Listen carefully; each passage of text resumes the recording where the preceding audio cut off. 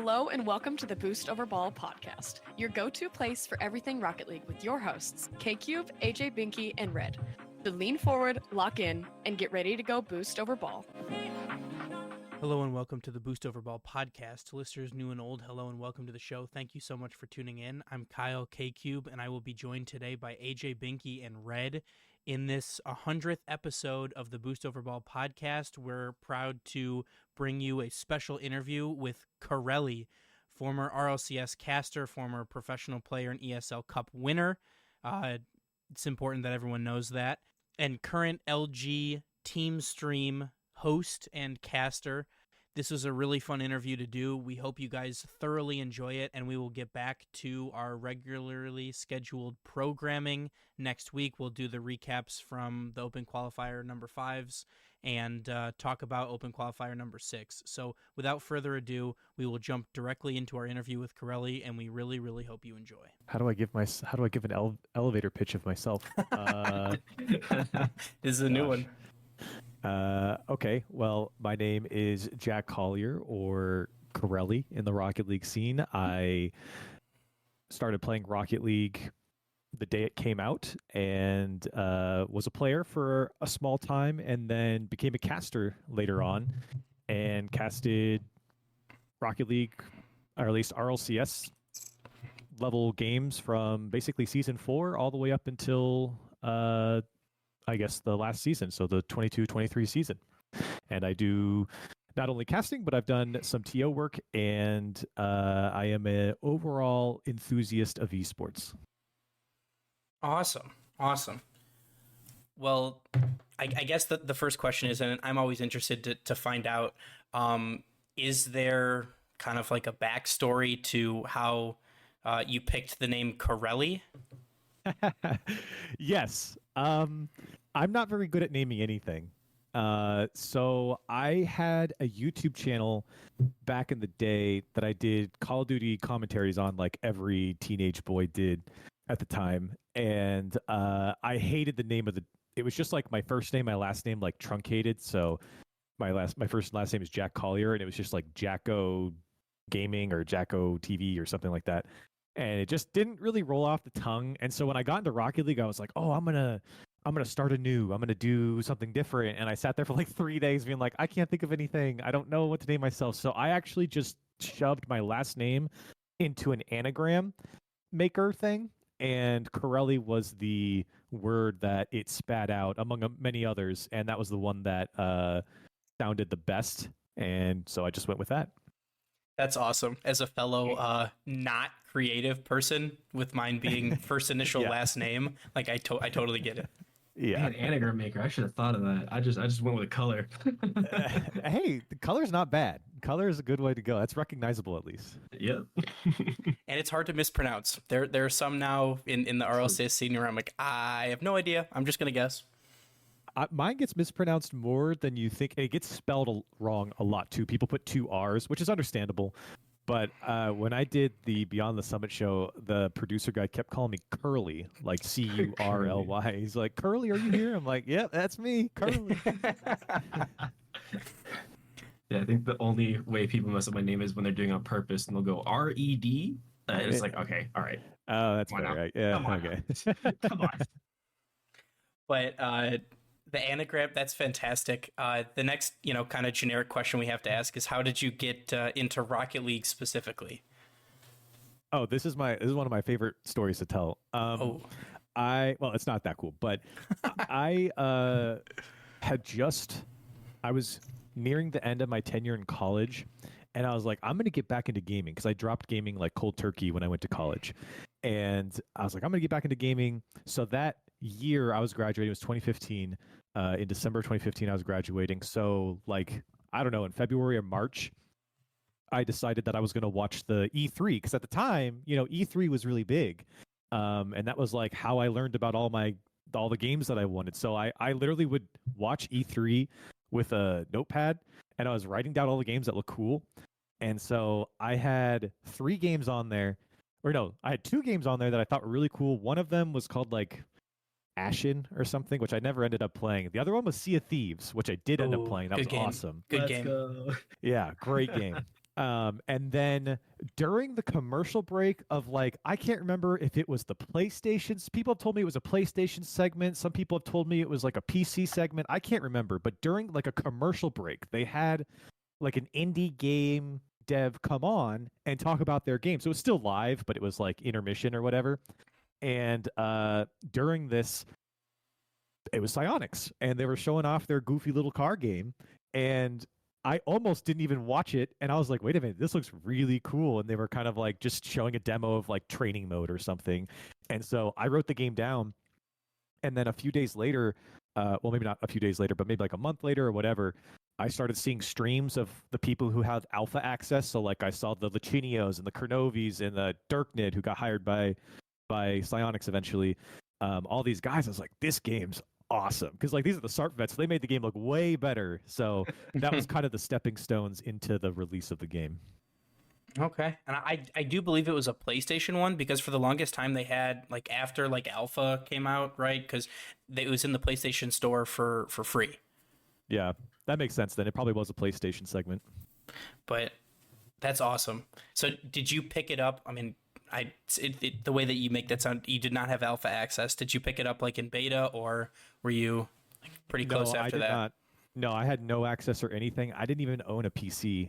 I downloaded the game off of Steam the minute it was released. So I was there like at midnight or whatever on Steam trying to download it. And I had a MacBook Pro from like 2010 that I got in college, and it had Boot Camp on it, so I could run Windows.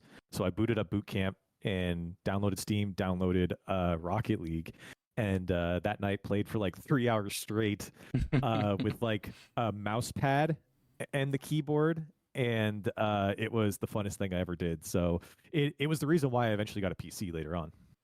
So when you played, did you stick with your mouse and keyboard, or did you switch to controller? No, I switched to controller basically as soon as I could. It was just like a normal person. Yeah, well, I wasn't really a PC gamer, so like mouse and keyboard wasn't really like a thing on my mind. I just grew up playing Xbox, so mouse and keyboard, I had never played a mouse and keyboard game before. So it was not even like a thing I thought about. I was like, I need to get a controller for this because that makes sense, but I'm going to use my mouse pad for now because that's all I have. Right, and I make the joke because Red is a KBM player, and I give him shit for it. But I also came from Xbox, and that's what I still use. So gotta give him shit whenever I can. Hey, whatever works. That's what I always tell people. Whatever works. Do what you feel comfortable with. Yeah, he's already better than me, and he plays KBMs. It's like whatever, dude. See, there you go. All right, I think our next thing here. So during your time as a player, I'm sure everyone has their like favorite memory. Their what the thing they look back on fondly. What was your favorite memory from when you were a player? Can I give two answers? Absolutely. Probably, I mean, the outright favorite memory is when I won the ESL Cup number 16. That was a pretty big deal at the time. I bring it up now in jest a lot. Like I'll tweet out, like, don't forget I'm the ESL Cup number 16 winner. But like, it was a pretty big deal. It was a really big deal. It was the only deal. Yeah, like, it was the only deal. Huge. And so, yeah, like that was a really good memory. And like, it was the only like big thing that I ever won. Technically, I played in some other tournaments and we won them, but they weren't there. There wasn't a lot of organization back then, so that was a huge deal. And I was streaming it too, so like I did it live on stream. I'm so sad I don't have that VOD anymore, but so that's probably like my outright favorite moment. But I would say a very close like favorite memory that isn't necessarily so positive was we tried to qualify for the RLCPL, right? Like that pro league right before RLCS came around. And I believe we got to the qualification match, and it was like in December, I think.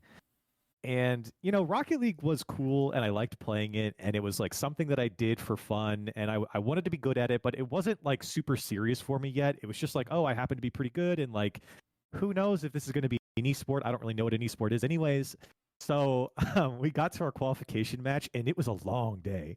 And so I couldn't play anymore because my parents were having like kind of like a neighborhood like get together for, I don't know if it was like Christmas or something, right? So we had people coming over and I had to go help set up, and I didn't intend on this being like an 8-hour thing. And so I think on our qualification match, or after our qualification match when we went to the lower bracket, I was like, guys, I can't play anymore. Like, I have to go. I'm so sorry. And so our substitute at the time, who came in at the last second, was Rizzo. And No Rizzo way. played, and he they didn't get the job done. But it's a totally like innocuous thing, but that has always stuck with me because the RLCPL now looking back was such a big deal, and it's funny for me to be like, don't really care.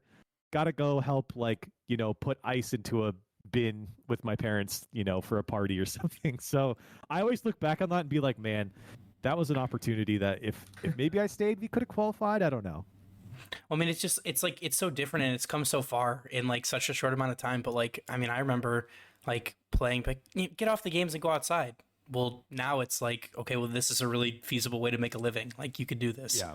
So it's just like it's changed so much so quickly. But that is funny, and you could always hold it over his head that Rizzo was the sub for you. So Oh, boy. Rizzo was arguably better than all of us for the to be honest. I don't know why. Rizzo was also, I mean, this is totally tangent story. Rizzo was also like kind of on the fence of like, I don't know like how serious I'm going to take this, like, so there was a lot of us like that. Like a lot of people in the beginning, unless you were a SARP vet, a lot of us were like, we'll just see where it goes, and it doesn't work out, whatever. Like, this is a stupid little game anyways.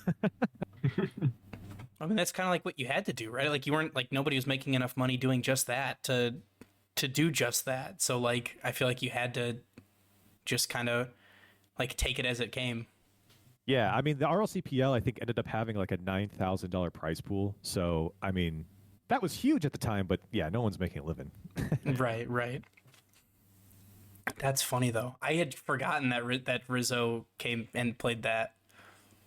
Rizzo played that, and then right before that team, even before that team, Rizzo and I were teammates, but we never woke up in time to sign up for ESLs on Sundays, so we never actually competed, but we were a team with a Colombian player named Jodarini. But yeah, and then we just never woke up to play. That's so funny. But do you feel like, your obviously your ESL, your cup win, your time as a player, your love for the game, do you think that like made your transition into casting easier? Definitely. I mean, realistically, when you look at the amount of time I actually played as like a player, it wasn't very long. I mean, if you really want to stretch it out, it maybe was like 2 years at the absolute maximum. It's probably more like, I don't know, 8 to 10 months. Because I just graduated college, and so I had to get a job, and I couldn't play as much, and so now when I moved to San Francisco for a job, and this is going somewhere, I promise. And when I moved there, I was like, man, I can't play anymore, and I was still like top 100 on the leaderboards. I was slowly declining. Like, I knew I was falling behind. And so that's why I got into casting. And so when I started casting my very first gig, I was still top 100 on the leaderboard. So like, yeah, like I feel like that play time, the time I got in against the top guys, even though like the top guys were way better than me, there's a huge gap there. Just that experience was something that, 99.99% of people weren't able to share. And the people who were getting that experience weren't like either old enough or confident enough to like be on a broadcast. So yeah, like I think I was really lucky where like I got my tiny bit of experience early on, and then I was still pretty good for a very long time pretty deep into my casting career, and still could like kind of hold my own. I do think that did help my analysis. I do think that did help my casting, although I will say I am still on the side of like, I don't think you need to be a high player to be a good talent, but I do think it did help. I mean, I feel like it gives you like more legitimacy to like a lot of people if you like can call upon your experiences. Like, oh, when I was playing with Rizzo, like people know who that is. People know who like.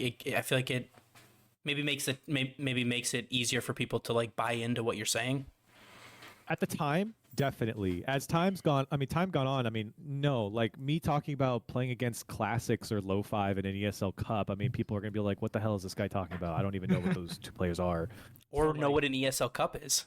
Exactly. So like there is crazy. kind of a time limit on it. You know, I would say probably closer to like season 8, season 9. Like we weren't talking about ESLs. Like no one, a new generation of players were starting to come in. So, you know, no matter who you get as like talent or whatever, like eventually the league kind of goes past them, right? And like moves on without them. And so like it's tough to like stay ahead of that. Because if you're not a player, then you're not in it. So you kind of have to pick one.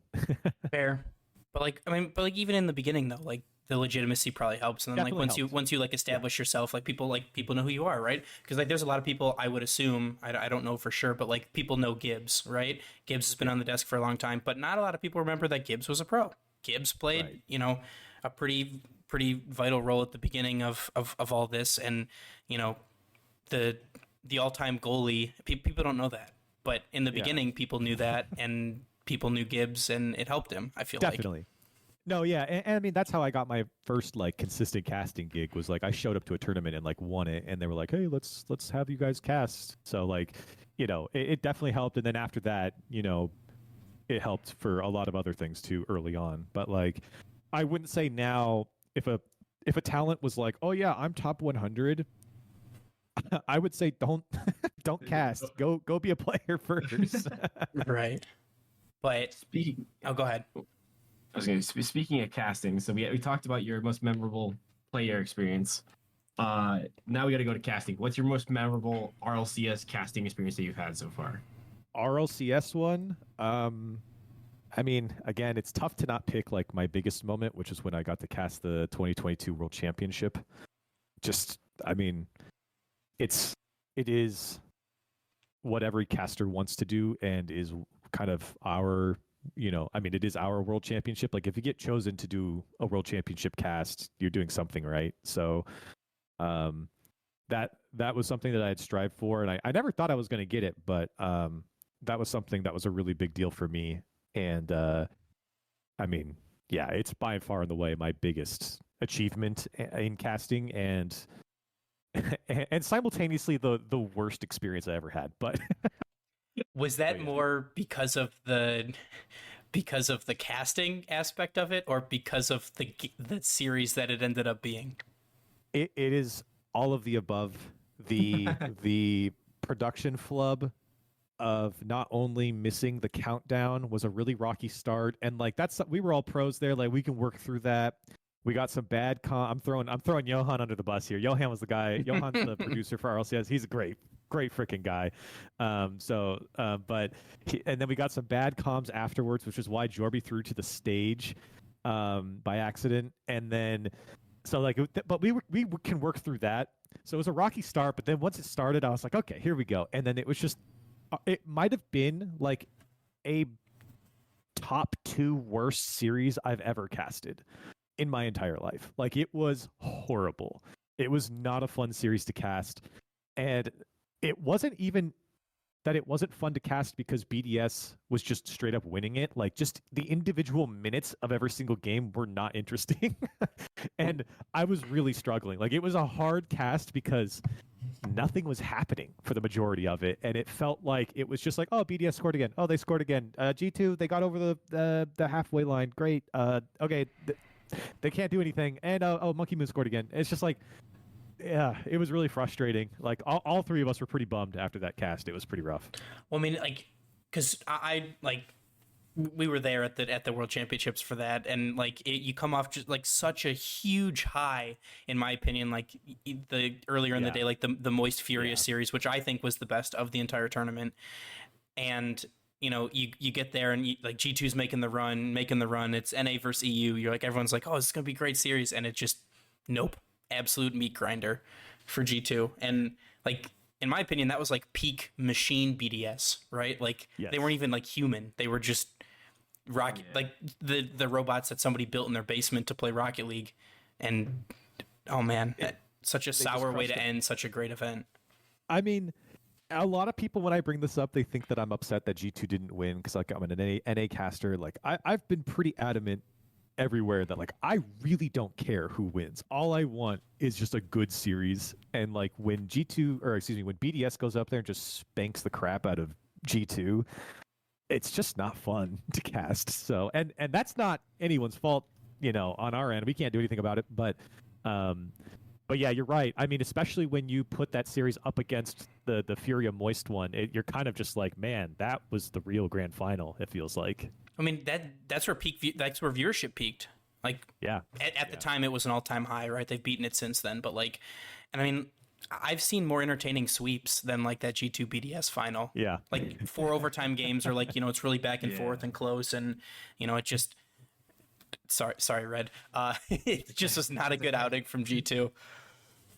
Yeah, when after that series, I walked back with James and Jorby, and the second it ended, I took off the headset and I looked at James, and he just looks at me. He goes like something along the lines of like, "Well, that was something," and then we kind of like no one answered him, and he's like, because James had casted at that point.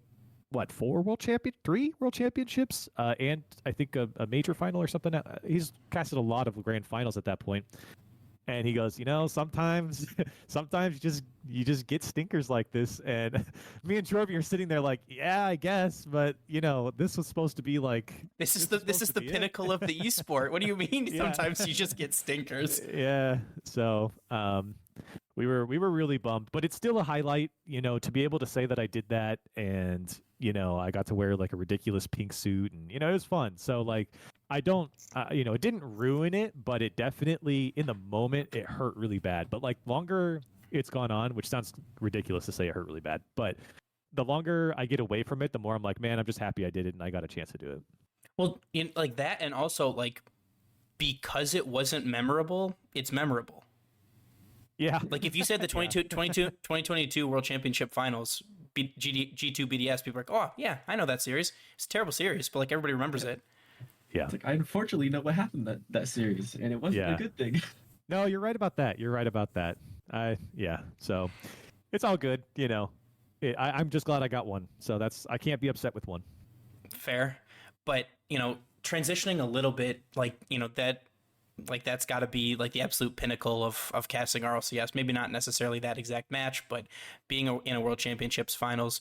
Do you have a favorite like LAN experience? So like maybe you were casting and something funny happened, or just like being at a LAN with the other casters and the talent. It sounds like you guys usually have quite a lot of fun together. I mean, every LAN is really fun with that talent group. They're a really good group of people. So I've never. There's been only a few LANs where I was like, wow, I hated that LAN. But if I had to choose one that I really enjoyed,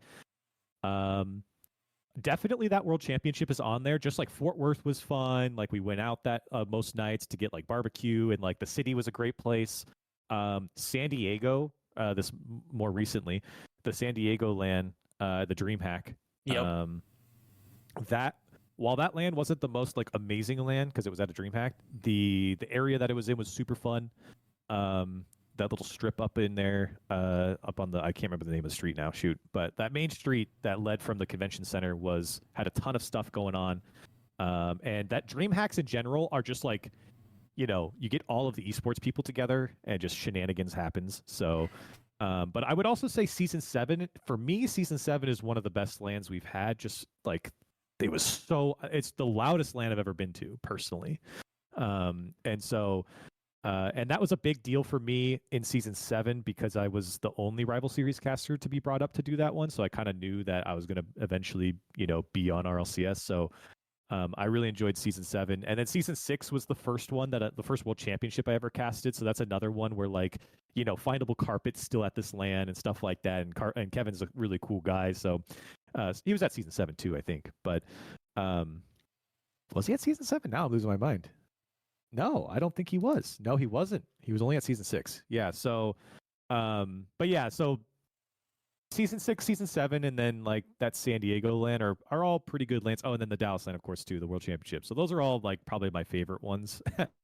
I know you asked for one, but there's 4. Well, it's a better answer, right? And like it's funny you bring up DreamHack because we started our the podcast right after 22 after going to the Worlds in Fort Worth, and we've been fortunate enough that if there's a major in the US, we've had media passes, we've gotten to interview some people and do some cool things. But the DreamHack was a cool venue, and it was cool to be a part of the DreamHack, but I think it was the least exciting viewing experience for an event, right? So it's cool to be part of DreamHack, but Boston of last season was so much better in my opinion of a viewing experience of a Definitely. And it's a different setup, right? Because you have your own standalone venue, right? So we had press availability, so we sat in the press box because it was an ice rink, right? So you sat where the press people would sit at a hockey game, and so it was cool to have a place to be able to actually watch that was different than just standing on the floor at DreamHack or on the bleachers. Yeah. Yeah.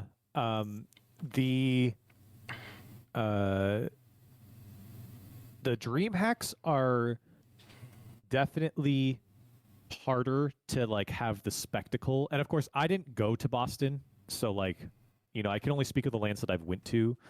I guess a land I didn't talk about was season 1. I did go to season 1, and that land is kind of like the black sheep, I think, of all the other lands. So that one was a very different vibe and a very, very different feel. Because imagine you basically have all the hardcore people, whether they're players or content creators or just fans, showing up to that land. Did you guys go to that land, or were you not in there yet?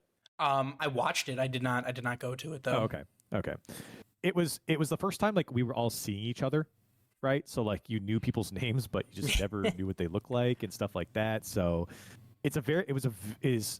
I've been to most lands, and that one is just very strange compared to the next one, but it's very unique in that way. Now they're very more commercialized. There's a lot more people. We're filling out stadiums. There was I don't know, 150, 200 people at the nightclub at season 1. So it was a lot more intimate in that sense.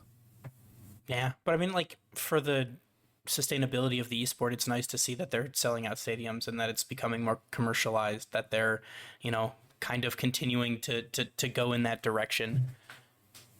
Yeah, I would say that the DreamHacks are probably a better look for sustainability than renting out massive domes in Germany, which I think are awesome, and I think they should do that. But if you're talking pure sustainability, I'm pretty sure DreamHacks are much cheaper to put on, and I think that's why they tried it. I don't know if they'll ever go back to that, and obviously now with them being with Blast, probably not. But that was something we talked about a lot as talent, was that San Diego land was oh wow, this is really cool, because not only do you get kind of your own space, but you also expose the esport to a bunch of other people who maybe otherwise wouldn't check out Rocket League because they just happen to walk by and hear the commotion. So you can't do that at Rocket League lands. If you're in Dusseldorf for the World Championship, then Rocket League already. So right, DreamHacks are kind of interesting in that sense, but yeah, you're right. I mean, if we're renting out big domes, then something's going right, hopefully. I kind of miss the DreamHack circuits though too. I kind of feel that they should bring that back at least. I don't know that they ever will, right? Because they're with Blast now. But oh man. Well, Blast doesn't own Rocket League, so if Psyonix or Epic wanted to do a DreamHack circuit, they could. They don't have. I don't think they're beholden to Blast. That would be kind of crazy in my mind. But yeah, they couldn't. I don't think they'll have a LAN at DreamHack again. So, or at least an RLCS LAN. Yeah, but I still remember DreamHack Montreal, DreamHack. Yeah, the circuit. Yeah. I hope that they do that in the off seasons. That would be awesome. I think that'd be really cool. And I still I hear the stories, I watched all the DreamHacks, but hearing Rizzo talk about fans, he's they're standing 10 feet away screaming at us. Because it's a very different atmosphere playing at a DreamHack. But, I kind of think that the change of pace is good. I think the Beyond the Summit, the salt mines that Chalked Cast, Johnny Boy and Rizzo and all them are putting on, I think that's good for the scene. It's cool to see people in different environments. It's cool to kind of get to peek behind the curtain and to get to talk to people, right? So a lot of people at some of the salt, some of the first salt mines, or the first Beyond the Summit, where they were doing interviews, people were playing games that weren't Rocket League, kind of exposing people to like basically the human behind the pro, which I think really benefits the players and the scene in general. Yep. We when me, James Bott, and Quinn and Furtive did our Gold Rush event way back in the day, that was the whole premise, right? It was just like, how do we humanize people? How do we put faces to names, or put them on the couch, give them a headset, see what happens? Because we did that before the Beyond the Summit guys. I know that's their thing, and we kind of just did it too. But I mean, I remember the first time you guys gave Kronovi got the headset. The first time I heard him talk, that wasn't like on a stream or playing a game, and everyone's like, "Oh my god, it's Kronovi's just talking." Yeah, and like just being able to talk to those guys, especially outside of the game, was a very interesting thing. Like, and exposing them, especially to America for the Europeans, is pretty funny. Like driving in the car with Jazer, he's like, "Oh my god, the cop cars look like GTA." It's like, yep, that's what they base it off of. Yeah, and like Fairy Peak and some of the best series and like some of the pinnacle Rocket League moments come from there. So, I certainly think it's something that I hope that they do more of in the off season, because the past the last off season was kind of brutal. Yeah, I think it. You brought up sustainability, and I've gone on rants on my own stream about org sustainability and Rocket League sustainability and RLCS sustainability. I think the true path forward for most things in Rocket League should be community-driven events that are basically just amplified by Epic. So that just means they fund a prize pool, or they help fund to actually run the event, or they just stay out of the way too. Like that's the other thing too, is like just not sticking your hand in the cookie jar is also really good, because there's been times where they have like stuck the hand in the cookie jar too deep, and it's like, okay, now this is a completely different thing. So yeah, I personally think, sustainability wise and like actually growing the scene, you got to bring back community driven events. So you look at like Salt Mine, or even like you were talking about the Draw, or Turf Wars that James and Rizzo have done. These are things that like there should be way more of these, right? Or what's the guy's name who does the like community funded 2v2 things? I always see his tweets get retweeted sometimes. I can't remember what it's called, but he also needs to get funding too, because he's like doing crazy 2v2 stuff. But yeah, like I think community driven stuff is the way to go, and I think it's a big burden off of Epic's back if community events can get sorted through their own grouping, then like Epic being, okay, we're going to do this, here's the money, how do we get people? It just feels a little more inorganic, I think the community knows the community the best. Yeah, and it's interesting that you bring that up, because like, and I'll tie this into another question, right? But like you look at the success of someone like Rocket Baguette, right? Like they're really pulling incredible numbers, even just doing watch parties for RLCS, right? We see, the French domination, not only in EU Rocket League, but in RLCS in general. And, that all starts because of the community that they've built, and they help, like KDOP and Shusat, Fairy Peak, and, right. Patchy, and, all the people over there that like have helped build it into what it is. But like they put on their own tournaments just for French Rocket League. Like those tournaments are big. They get viewership from around the world. And, that's why France continues to dominate in Rocket League, because they invest in their own community. Yep. And they have the funding to do it. And they also just have the fervor from the fans to fund it as well. Like the French fans, they love French teams. And yes. I just don't think that works the same way for any other country. I don't know why. I'm no expert on it, but I mean, you can look around. I mean, even with all the money we have in North America here, like American teams are not like, I think maybe there's just more options too. There's just so many teams that you can get behind in the United States that maybe it kind of all gets, segmented. But yeah, I do think that the fandom is a little bit different over there, and that definitely drives sales. And the more money that comes into those orgs, the more they can do, right? Like K-Corp's able to fund building a whole damn stadium or whatever they're doing over there, and having crazy events by themselves. So there's a lot. It's always, nuanced, and there's always a bunch of other things going on that affect certain things. But even small stuff is what I'm talking about. Like just small stuff needs to start propping back up, and they are. So I do think we'll see a lot of growth through community stuff over the next couple years. Okay. Like staying on that kind of topic then, we currently have the open qualify format, with best of threes until top 128 and the top 16 Swiss and playoffs. There's been a lot of people talking about maybe a return to a league play system or something maybe a little bit more sustainable for orgs, because you see, and like it's all merit based, right? So like this last weekend we saw Carmine Corp not make a main event, right?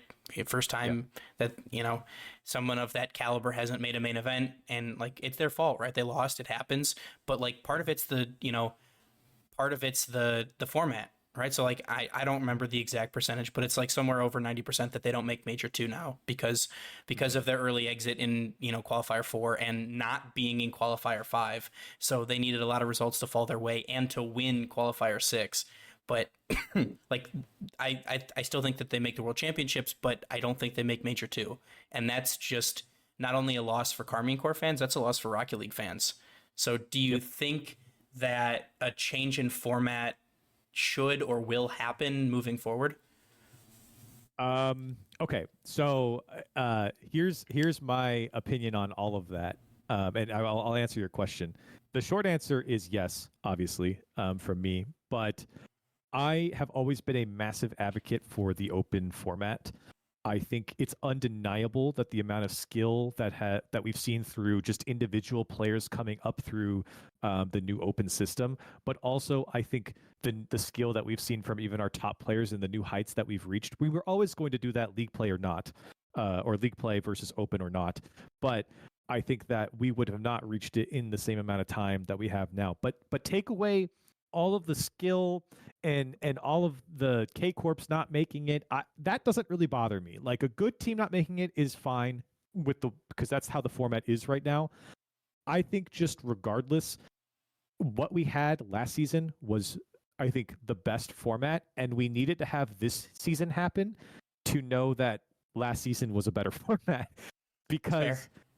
I know pros have used this argument too. It's like, okay, yeah, if you have a top team play bubble teams like 100 times, like eventually they're going to lose, and that was the time for K Corp.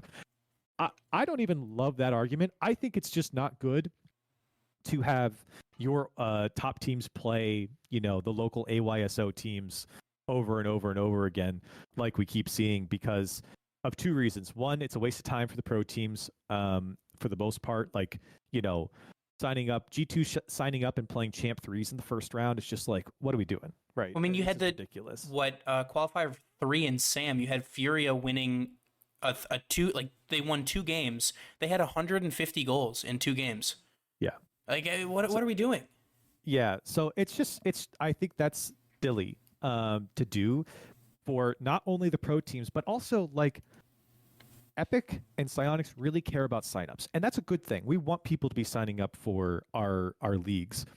Why would I go and sign up knowing, especially if I do sign up and get the snot kicked out of me by G2, that's not a fun experience.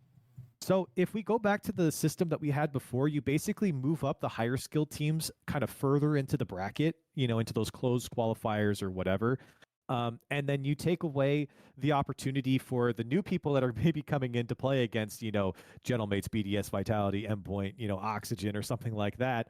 And so these new people that will sign up will go further in the tournament, or possibly go further in the tournament. And they might say, hey, I was 1 game away from being in the money. I'm going to sign up again.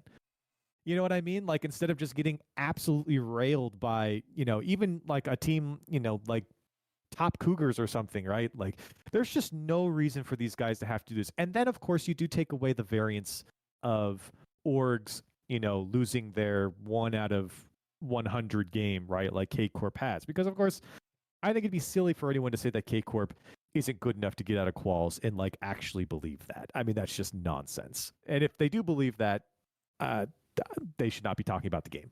So, but it happened, right? It's undeniable that it happened, but it just seems like it's an L for everyone. It's an L for K Corp maybe at the most, but like now K Corp doesn't stream their games, right? And like that hurts the viewership, and everyone's very pro watch parties from some of these big teams. It's like, well, you're not going to get the same viewership now just because K Corp's here or K Corp's not here. So I think it's a loss for everyone, and I do think that in the previous format, I think they would have just stayed. I think they would have had to play through closed quals, maybe, if not just be the main event already. So it would have completely prevented them from going through open quals if we kept the old format. Yeah, and I mean, like, some of the volatility, like, if they continue on with, like, the full open system, I think you may see some orgs potentially not continuing in Rocket League. Like, the volatility, like, because that does happen, right? And, like, we recently saw Cloud9 come back. We saw, you know, some of these, quote, like, Pirates on a Boat got picked up. Like, some of these, like, quote unquote, you know, bubble teams or, like, you know, emerging teams get representation, and that's fantastic for the scene and fantastic for those players. But, you know, if you're in a closed qualifier, I feel like they're more likely to stick around because they have like a better opportunity of like making main events. Yeah. I mean, Rizzo said it best in one of his tweets. He was just saying we should remove the most amount of variance we can out of these qualifiers for the sake of the orgs to want to stay invested into the scene. And it's very pivotal for the teams, for the players to have, especially top players, to have that org representation. And he's not wrong about that. I mean, I'm a pretty big org pessimist personally, but even for someone like myself, I can't deny that, you know, orgs are very important to players. They are the consistent income to the players, and I certainly wouldn't want to deny them that. So the more orgs, the better for all, from the top all the way down to even like top 32 teams. If top 32 teams are getting orgs, then we're in a very healthy state, I think, in Rocket League. And I think, like, if you, like you said, if you have those orgs in there, then it's like the players have the consistent income, then they don't have to worry about, you know, where the money's coming from, or, you know, they can dedicate more of their time to playing Rocket League, and that what drives the in the crazy high skill ceiling in Rocket League even higher, right? It brings up, you know, people hitting like quad resets in RLCS matches, or, you know, doing the crazy stuff that we, you know, didn't think was possible, like even a couple of years ago. But like, I think that stems from them being able to grind the game more. Exactly. Like, you give people incentive to want to be good, and you even give them incentive to try, even if they never think that they're going to be a top 10 team, right? You're just giving them incentive to actually push to be a good player, and that raises the bar. You know, these players don't have to come in and raise the bar at the top level. You can raise the bar at a top 24 level if that's where you're at, and just make that a more competitive spot, and that's great. I mean, we want the qualifiers to be competitive from the number 1 spot all the way down to the 128 spot if it's possible. Like, that's a healthy scene to have really good players be super competitive, and if they can get that stability to sit and grind, then that's great. It's a good take, and I think a lot of people share your opinion on that. Like, that the closed qualifier system seems to be like the way to go. Or, you know, if you have so many RLCS points, you just like auto qualify, or like just doing a certain amount of spots that are open. Something like that. Some hybrid system of you know, this year and last year would be the best way to go. But moving away from like some of the format questions and some of the, like, I guess, like the way that RLCS is now, how did, like, I guess I'll ask it this way first. How did your transition to, like, you know, from RLCS casting to Luminosity, has that changed your perspective on casting at all? Or is this something that you enjoy doing, you know, more or equivalent to casting like official RLCS stuff? Has it changed my opinion on casting? It has changed my opinion on casting to a certain degree, yes. I guess to elaborate on that first is, I have always viewed casting as something like, if you view casting as a spectrum, and on one side of the spectrum you have like hard hitting analysis, you know, think of like an Achieves, right? Hard hitting analysis of like trying to be introspective into the game, and like trying to be big brained in everything that you say, and kind of point out the nuance for viewers. So that's one side of the spectrum. And then the other side of the spectrum is like Jorby, right? You have your hype. He's loud, he's screaming, he's making those like all-time calls, right? Shogun does it as well. So like, if that's the spectrum, which I think a lot of people can kind of agree that for most, if you had to come up with a spectrum, it'd probably be something like that. I'd say. I've always thought that casting should lean just to the side of Jorby. That's always been my take. It shouldn't be too far, but just to the side of Jorby. And the reason why is that I think if you go the traditional American sports casting route, it starts to go from, hey, we have a little bit of hype and some statistics, to like we slowly devolve into like some of the NFL broadcasters, and they're very boring in my opinion.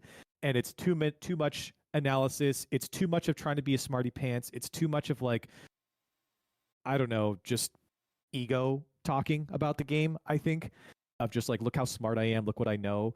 And there's a time and place for that. I think a lot of that actually should be on analyst desks. But when we're talking about in-game commentary, which is where my spectrum is really talking about, I think you should always lean towards just to the side of entertainment is what I always call it. It's entertainment casting. It's the hype.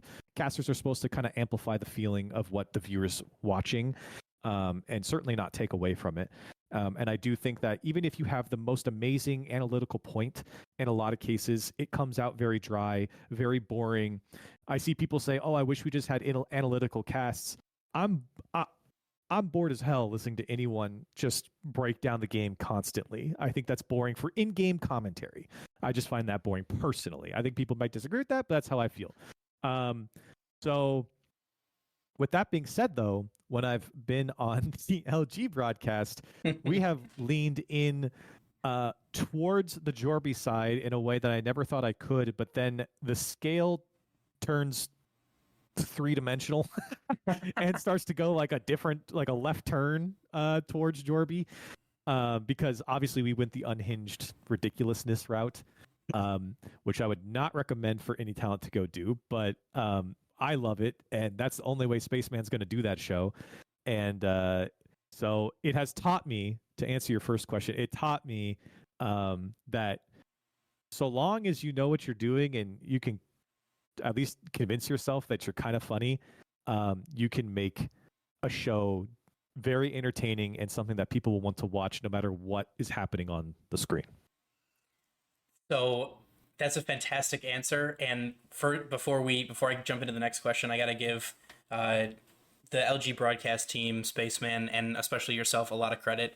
That has quickly become certainly our favorite team stream that we've come across so far, as well as, a lot of other people. The viewership numbers are only improving, and we've been talking about it the last couple of weeks, like, hey, if you're looking for a team stream, you got to go watch that one. Like, it's just a new dimension, a different like kind of personality and side to casting that I think that a lot of people either just have steered clear from, or have been I don't know if afraid's the right word, but like cautious of doing something like that. And I think it's an awesome dimension to the game, and certainly you guys have done a fantastic job at making it as entertaining as it is. Yeah, when just to talk about it a little bit more, when we got asked by LG to do it, Spaceman immediately said, I'm going to do it like Rogue HQ, where the stuff he was saying on Rogue HQ when he did the Rogue stream was just, there shouldn't be clips of that. He was saying some crazy stuff. Yeah, and so I was like, okay, we can do that, but let's just make sure that we don't get canceled or something. Let's not go crazy here. But I came into it being like, I want to kind of at least try to revolutionize team streams, because the last team stream I was on was the FaZe grid streams. So that was the last one I did. So it's been a while. I've always been looking for one, but I could never get one locked down. And I kind of looked around the scene and I was like, man, everyone's just trying to be RLCS on these shows. And I get it, especially for the guys who aren't on RLCS. Like, you're trying to prove yourself, you're trying to like have a good cast, and I don't blame them for that. But as I said before, it comes off really dry, and there's no personality to the broadcasts. And especially if you're not casting a team that's going to do well or doesn't consistently do well, people won't stay. And so I didn't know how Luminosity was going to do. I was kind of like, I don't know, maybe they'll do great, maybe they'll do bad. And like our first split was really good, so we got a lot of help from that. But regardless, like, we kind of broke a cardinal rule in casting, is like, we definitely made the show about us. And I don't think that's a bad thing because we are part of the show just as much as the players are when it comes to like getting people in and out of the games, and our voices are on every single game, and win or lose, we're there. And so like if we're losing, people are going to want to turn away. But if we can maybe keep a few people or a lot of people just because they don't know what's going to happen next, I think that's great. So like I think it was a good call in the end because we get, like you said, the viewership's been going up, and definitely Reddles being a content creator certainly helps. Like if we didn't have Reddles, we would have like half the viewership. So let's not get it twisted here that like thanks Captain America. Yeah, he gives us a lot of viewership, but I do think that because of that, we've been able to kind of amplify our reputation through the Reddles fans. And we want people to show up, whether it's for the team, whether it's for us, or whether they just want to see what the hell happens on the stream. I think that's a positive for LG and the scene as a whole to have orgs have that stability on their Friday streams. But I mean, and like for the like not always, but for the most part, like people watch like content creators, YouTubers, Twitch streamers, what have you, because of the personality and the people that are there, right? So occasionally it's for the content, right? Like, so like when you're first getting into Rocket League, you look up stuff, you see, Verge comes up, you see, if you're French, you see K-Dop, you see, some of those players, and you join because you're looking for the content or something that's like similar to what but like for the most part, like you stay watching the same content creators or streamers because you enjoy their personality, you enjoy the things that they do on the stream, and that's I think you're so right. That's an element of like Rocket League cast that people haven't seen. So like I guarantee you there are people in the chat that like LG's playing NRG, like they're huge NRG fans, but they're not going to watch the NRG stream. They'll tune it. They'd rather watch the LG stream because it's more entertaining. They enjoy hearing and watching you guys interact and things like that. But it's just, you guys have done such a tremendous job leaning into it, and still keeping like some of the legitimacy of the casting. But I can't give you guys enough props on that one. Thank you, man. It's been amazing. Thank you. Yeah, we a big talking point in the caster space right now is how watch parties kind of affect talent, because we kind of can only see a negative in watch parties as just esport, as purely an esport talent. It's like they mute the stream, they cover you up, or they're playing music, or they're talking over you. And so it kind of, makes you less valuable as talent. So it's like, okay, well, then I guess we'll just be talent and then go do a watch party is basically what we did with LG. So we're trying to compete with like, there's a reason why Alpha Kept gets, 3K viewers for his watch parties. Half the time he's twerking and putting deodorant on his chest and like humping the floor, but he's also just like a funny dude. And if you're into that, you're gonna, you're gonna tune in to watch him, I don't know, say the most insane shit. So I mean, we're trying to do the same thing within some boundaries.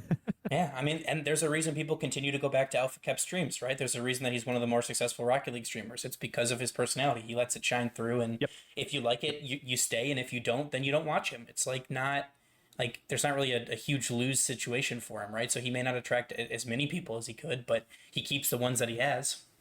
Yeah, and it's not everyone's cup of tea, but like you said, the ones that he's got, they are loyal and they will watch. So we're trying to do the same thing, and I think we have so far, and I hope we get to do it next season.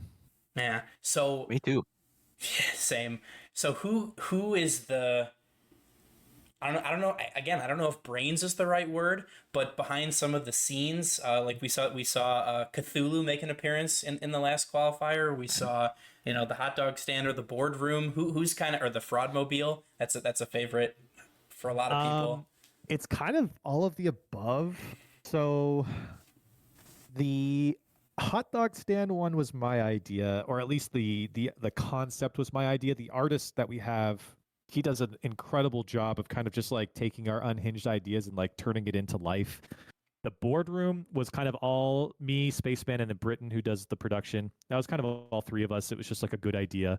The Cthulhu thing, I literally just tweeted out like a night before as a joke, because Spaceman and I always subtweet each other, except instead of subtweeting, we just like put each other in the name, or we put our names in the tweet so like we know who we're talking about. And so I'm like, if LG goes to round 5 tomorrow, I'm sacrificing Spaceman to Cthulhu. And then I wake up the next morning and Britain's like, hey, I made a Cthulhu scene that we can sacrifice people to. So like then we just started sacrificing Lemon Kiwi and Wave Punk and Spaceman and all this nonsense. The Fraudmobile was actually And Daz, I think Daz got sacrificed. we did too. Daz, yeah, we did Daz. After The Spaceman Fraudmobile- like roasted him for 20 minutes.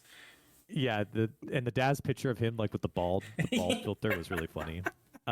Things like the Fraudmobile, that's kind of a combination between LG had that, they came to us with that, and then Spaceman and I were like, oh, we need to make this like a Fraudmobile. Like, but they had the image of the car, and I was like, just throw a little light on it, and then on the background put a little siren there, and like we'll take it from there. So like those are things. But then like when it comes to the songs, those are lyrics just written by one of us. So like the Round 5 song, I wrote that one myself, and then Britton just shoved it into an AI thing. A bunch of the other songs are written by Britton, and yeah, so it's a team effort between the three of us. We kind of just every week we kind of meet together, and we're like, what's the most insane thing we can come up with? We've had like 1950s commercials that we've done. Oh, the plane is a great one that we do. I think Bowen might sue us for that one. But yeah, so it's just it's honestly a team effort. The trash can decal was again something that LG had built in. The artist is really good there. So when we do the head to head, we show the decals of both teams and With that the trash dumpster, can- yeah. Yeah, the dumpster. They had already given that. We're like, that's perfect. We don't need to change that at all. Like we don't need to do anything. So yeah, it's just a team effort, honestly. We just kind of meet together. We put in a little bit of effort, maybe an hour a week, just to be like, what's the stupid thing we can do? Here's all the ideas. Then we send it to the artist guy, and he's a genius. He just puts it all together for us.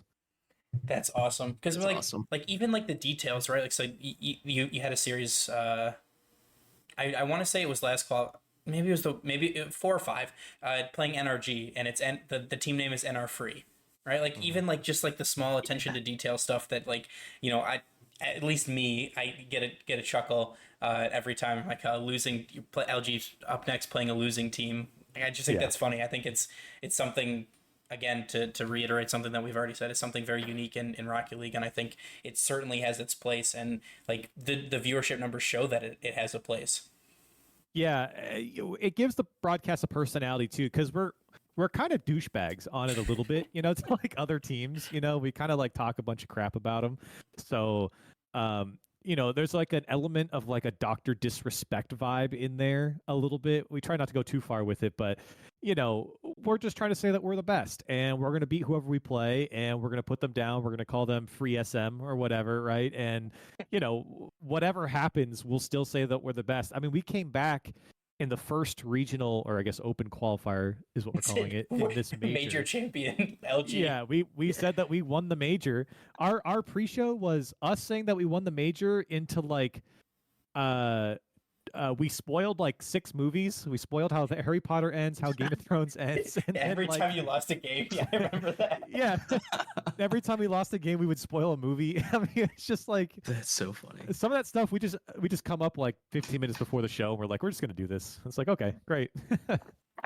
So do you think it is like given you like it is like it emboldened you to like be yourself more, to like put yourself out there more, to continue to do this because you've gotten such a like I guess an overall positive reaction to the LG team streams? Yeah, I mean, what you're seeing between me and Spaceman is truly how we act in private as well. So it's not really a far cry from who we are, and it's been fun too because I've always been a little bit more serious, a little bit more like what I was talking about before of like trying to be big brain, trying to come up with the most nuanced take I possibly could. When in reality, it's like, that's exhausting. Let me just go have some fun, cast the games, kind of be a fan for a little bit. But yeah, like, I mean, the positive reception has definitely helped us be like, okay, we're on the right track. And it's actually really encouraged us. Like I keep saying, I was like, we have to have something new every broadcast. Like every single broadcast, there at least be like one new image, one new song, one new bit, even if it's just like in the pre-show or whatever. Like we just need to do something new so that like people will talk about it, because there's a lot of rinse and repeat. Well, it's only rinse and repeat in all of the broadcasts that I see. So I would hope as a viewer, especially with the reputation that we have now, that they would expect and want to show up to see what the new thing is or what the ridiculous thing we're going to say this time is.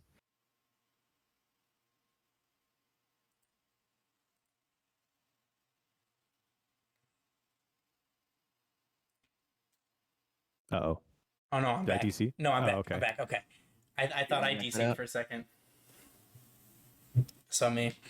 But that's awesome. Like, and again, I know we've said it a few times, but you know, if people have not gone to watch the LG team stream, you definitely should. It's must see Friday viewing. Yeah, you're missing out. But like I think we could transition a little bit away from Rocket League. We have a couple of, not entirely, but like away from RLCS, we have a couple of some, I guess, like miscellaneous questions. Yeah. So the first one, what car do you use? What car body are you using? Oh, I'm so boring. I just use the Octane. Have you always used the Octane? Pretty much. The only time I switched was when the Dominus came out, and I tried it, and I liked it for a little while because it was like all the rave. And then I was like, I think I've just gaslit myself into liking this, and I switched back to the Octane. Fair. Okay. I started with the Paladin because it was just like the default. And I was like, I have no reason to switch. Why would I switch? Yeah, and Kurnovi made that one really and I popular changed too. Oh, really? Yeah, he used it all the time. And so That and the there's a bunch of Backfire. Paladins. Oh, yeah. Backfire is actually an underrated car, and the Gizmo is also very underrated. Yeah, I used know. the Gizmo for a short time. I know Yeah, Scrub I Killer see used the those every Gizmo for a once in a while, while. and the Esper too. Gambit used the Gizmo, and the second I saw him use the Gizmo, I was like, oh my god, it's so good. Like, I need to use that car. And then I realized I'm just not as good as Gambit. I'm going to go back to the Octane. So then the next, like the I guess the last Rocket League related question we have is, like, Rocket League servers get nuked, right? They get shut down. What are you doing? What are you doing tomorrow? Crying, probably. Fair. I don't know. I guess go play another game. I mean, unfortunately for Rocket League, there's a lot of options out there, so I'd be sad about it, but I'd just go play something else, I guess. I hear there's a Quidditch game coming out soon. Well, I don't know yeah? if soon's the right word, but Is it the Yeah. same one that's been in development for like 10 years?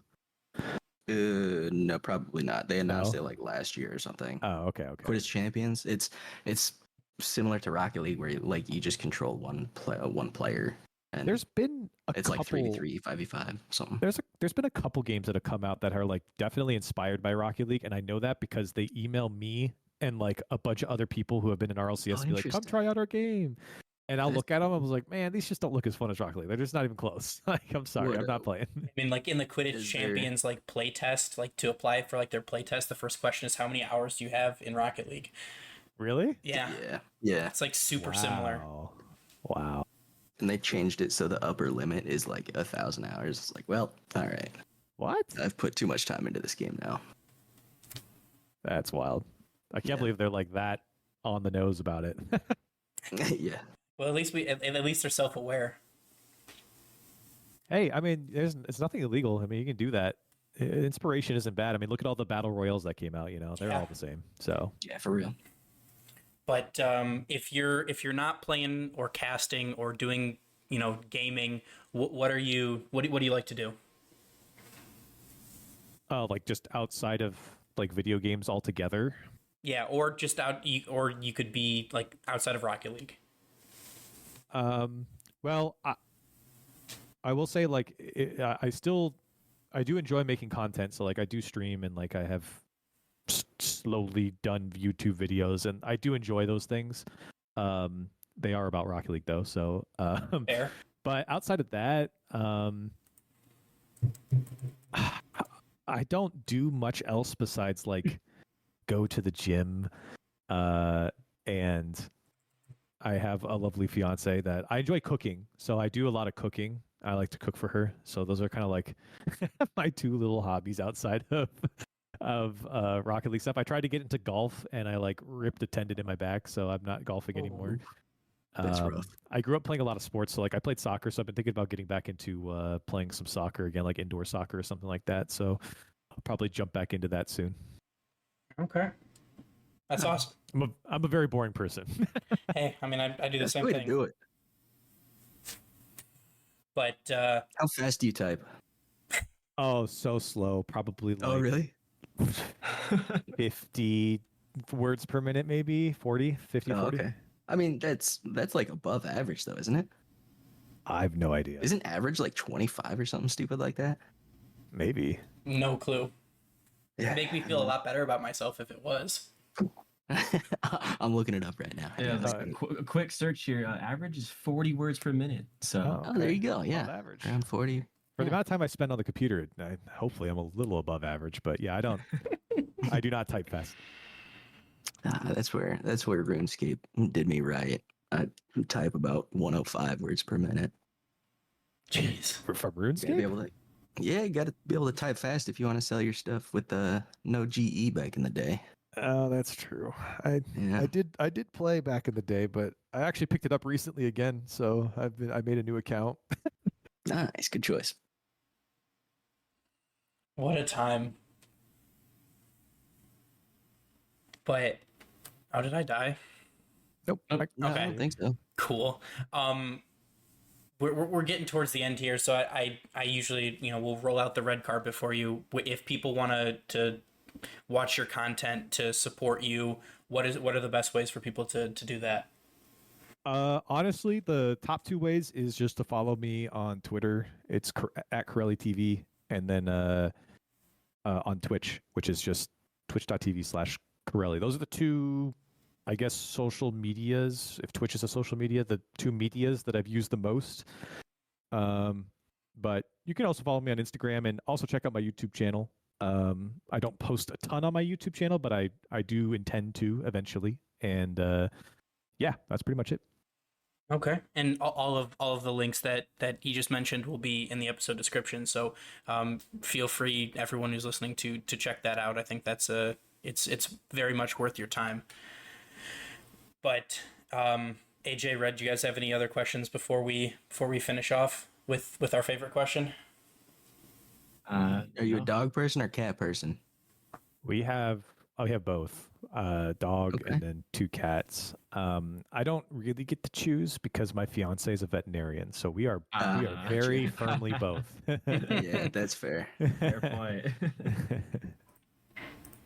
That's Okay. fair. That's all I got. Red? I got nothing here. It's been a pleasure to have you on the show. Yeah, no, thanks for having me on. It's been fun. So I got to end off with our favorite question, our last question. We are the Boost Over Ball podcast, so as such, it's important for us to know when is the best time to go Boost Over Ball. Always go Yes. boost over the ball. Yes. Never Good go for the answer. ball, only boost.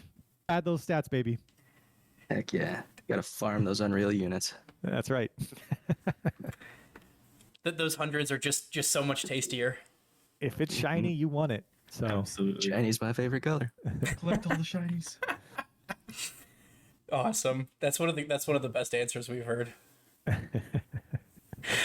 But thank you so much for taking the time to come and talk with us. This has been an absolute pleasure, and we can't thank you enough.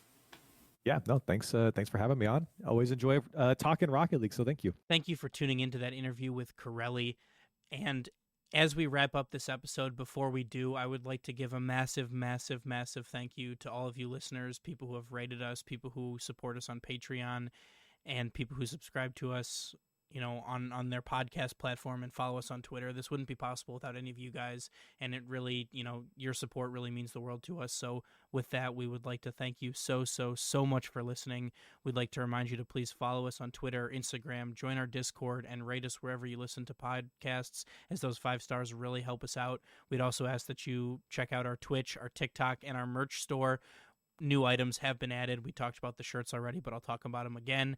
All of these links and more can be found on our website, boostoverball.com, as well as Corelli's links to his socials. And from us here on the show, as always, remember to choose Boost over Ball.